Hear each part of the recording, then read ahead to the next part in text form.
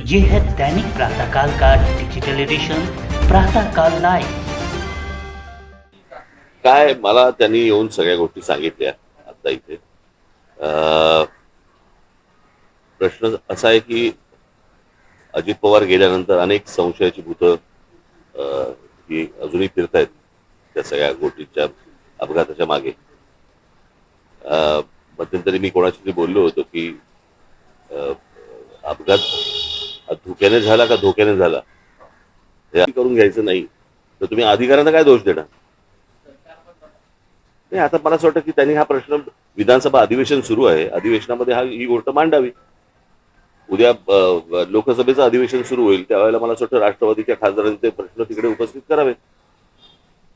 मला एवढंच फक्त परत सरते शेवटी म्हणायचंय, सरकारी दबावामुळे FIR जर नोंदवला जात नसेल तेही अजित पवारांसारख्या व्यक्तीसाठी, तर याच्यात काय नेमकं काळबेरं आहे ते मला असं वाटतं सरकारला सांगावं तर लागेलच निश्चित.